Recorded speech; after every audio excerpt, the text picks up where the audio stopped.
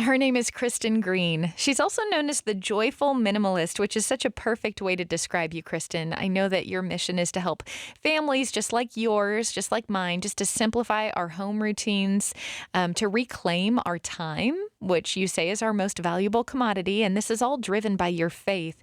So stepping into the holidays, you are helping us get real intentional so that the overwhelm doesn't hit. Start by decluttering before you deck the halls. Use this as an opportunity to create a family activity, to make space, let go of some things, outgrown clothes, unused toys, and create space in your home. Number 2, coffee date with yourself and a little planning. Saying yes to the things that align and the things that matter, and no to the rest. And lastly, experiences over things. If you can have conversations with well-meaning family and friends of what that might look like for the kids in gifting, time is our most precious resource. When we can gift experiences or consumables and be more intentional, those things go so much further than things. How many years have you been putting this in place for your family, and what difference has it made? I'm far from perfect, but have been doing this for over a decade, even before kids.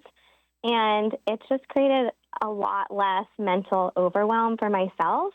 When we can be proactive in dealing with clutter, meaning having conversations, helping others understand our values, and still allowing them to maybe gift, it does so much. It's so much easier in the long run. Some of the reason you're so intentional about this is because of your faith. Tell me how having a more simplistic, structured, intentional Christmas helps you feel closer to the Lord. I think the Lord has really put on my heart this verse in Psalm. I think it's Psalm 90:12, and He says, Teach me, O Lord, to number my days so that I may gain a heart of wisdom." And when we're bombarded with so many things, we live in this TikTok culture. Everything is demanding our attention, not including our families, work, the priorities that matter. It can feel really heavy, and oftentimes my priorities can be inordinate. So He has really just placed this heavy on my heart of like, okay, Lord, help me to be present. Help me to focus on the good things that You have given me, and not be distracted by the rest. It seems like either it really is becoming more consumery every year, or maybe I'm just kind of awakening up to it.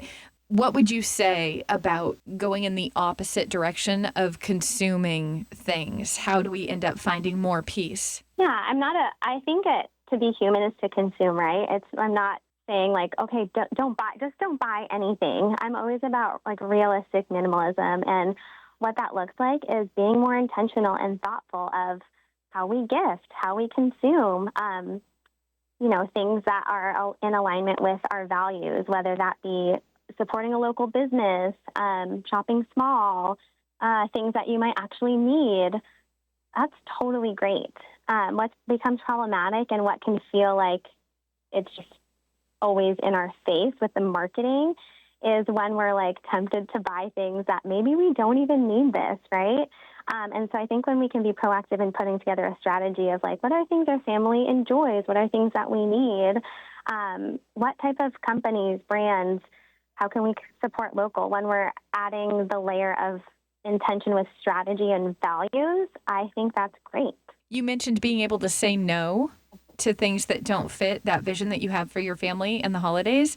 That's hard for a lot of us that like to people please. That's hard for family dynamics. Can you give us a way that you graciously say no? I think if you can outline the top things that your family does, whether that's tradition. So for instance, that always look like the Pike's Place Market on Christmas Eve, gingerbread house competition with our neighbors, cookie decorating and watching Elf, and naming the top things that we do as a family, and then the rest is extra.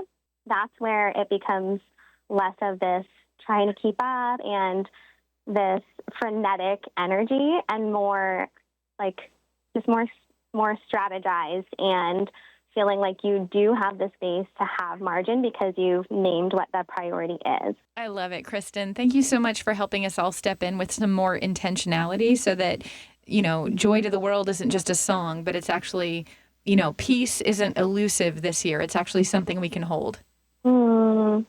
love that. Thank you so much, Sarah.